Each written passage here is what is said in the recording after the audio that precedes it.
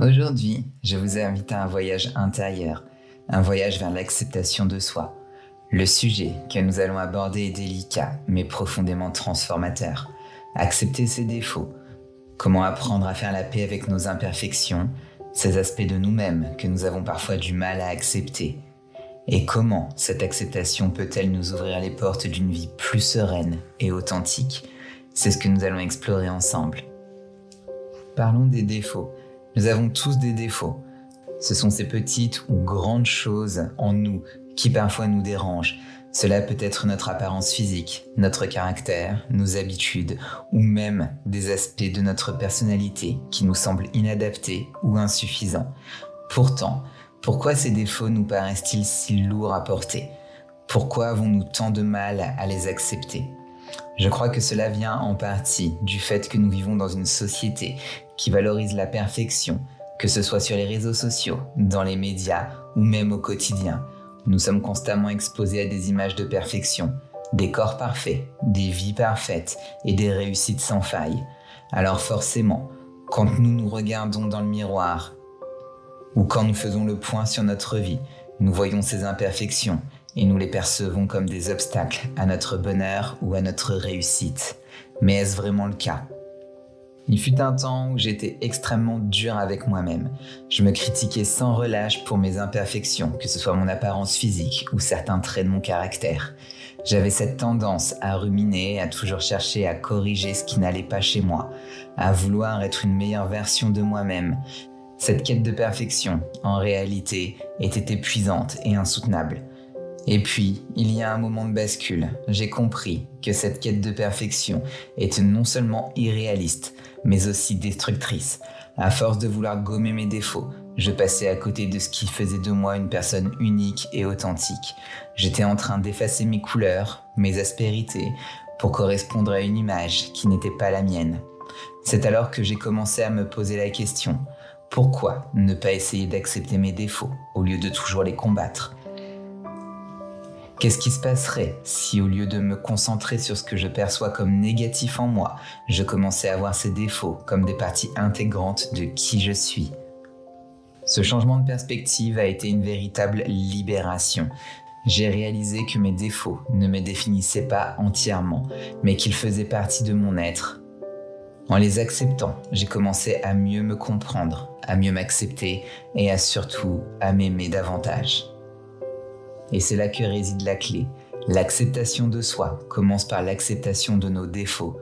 Cela ne veut pas dire que nous devons ignorer nos faiblesses ou cesser de nous améliorer, mais plutôt que nous devons reconnaître que nous sommes des êtres humains avec des forces, mais aussi des faiblesses, et que ces imperfections font partie de notre expérience de vie.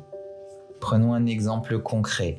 Imaginez que vous avez tendance à être un peu désordonné et que cela vous dérange profondément.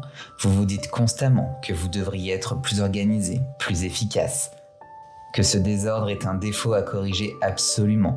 Mais au lieu de vous battre contre vous-même, pourquoi ne pas essayer de voir ce désordre sous un autre angle? Peut-être qu'il reflète une part de créativité en vous, un esprit libre qui aime l'imprévu et la spontanéité.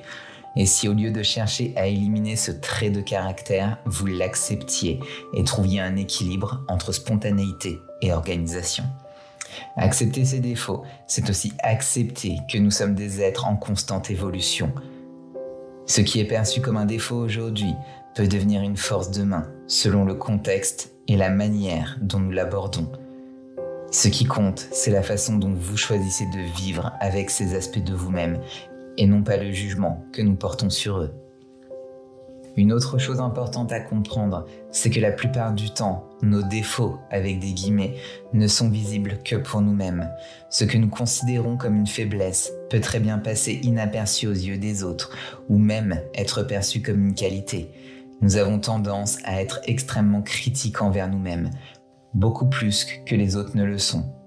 Et cela crée une pression complètement inutile. Je me souviens d'une période où je luttais beaucoup avec mon besoin de tout contrôler. Cela me semblait être un défaut immense qui me limitait dans mes relations et dans ma vie personnelle. Je pensais que cela se voyait comme le nez au milieu de la figure. Mais un jour, une amie très proche m'a dit « Tu sais, j'admire vraiment ta capacité à être organisée et à tout anticiper. ce qui à mes yeux était un défaut apparaissait à ses yeux comme une force. Cette réflexion m'a appris que souvent, nos défauts sont relatifs. Ils ne sont ni totalement bons, ni totalement mauvais. Ce sont des traits, des nuances, qui prennent différentes formes selon les situations et les perspectives. Alors comment pouvons-nous commencer à accepter nos défauts et à les intégrer dans notre vie de manière plus sereine? La première étape, c'est d'apprendre à observer nos pensées. Souvent, ce sont les jugements que nous portons sur nous-mêmes qui créent la souffrance. Lorsque vous vous surprenez à vous critiquer, essayez de prendre du recul. Demandez-vous, pourquoi est-ce que je me juge aussi sévèrement? Est-ce que je serais aussi dur avec quelqu'un d'autre dans la même situation? Ensuite, rappelez-vous que personne n'est parfait et que la perfection n'est qu'une illusion. Ce que nous voyons sur les réseaux sociaux ou à la télé est souvent une version édulcorée de la réalité. Chaque personne que vous admirez, que vous voyez comme parfaite, a également des défauts, des doutes et des faiblesses. Vous ne voyez peut-être qu'une partie de leur histoire. Une autre pratique qui m'a aidé, c'est d'embrasser mes défauts comme des opportunités d'apprentissage. Plutôt que de voir ces aspects de moi comme des obstacles, je les vois maintenant comme des leçons.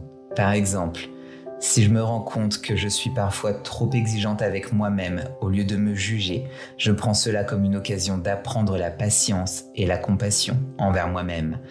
Nous ne sommes pas définis par nos défauts, mais par la manière dont nous choisissons de les accepter et de les transformer. Accepter ces défauts, c'est aussi se libérer de la peur du jugement des autres. Lorsque nous sommes en paix avec nous-mêmes, nous devenons moins sensibles à l'opinion extérieure, car nous savons que nous sommes sur notre propre chemin d'évolution. Pour conclure, je veux que vous vous rappeliez que nous sommes tous des êtres uniques, avec nos forces et nos vulnérabilités. Nos défauts ne sont pas des barrières à notre bonheur, mais des parties intégrantes de notre expérience humaine. En les acceptant, en les comprenant, nous ouvrons la porte à une vie plus authentique et plus épanouie. Alors la prochaine fois que vous vous surprendrez à vous critiquer pour un défaut, prenez une grande respiration et dites-vous « Je suis assez, je suis complet, complète, tel que je suis, avec mes imperfections ». Merci d'avoir passé ce moment avec moi aujourd'hui. J'espère que cet épisode vous aura aidé à voir vos défauts sous un jour nouveau et à les accepter avec plus de bienveillance. Si vous avez aimé cet épisode, n'hésitez pas à vous abonner, à laisser un commentaire ou à partager avec ceux qui pourraient en bénéficier. À très bientôt pour un nouvel épisode et prenez soin de vous et surtout, soyez bienveillants envers vous-même. Namasté.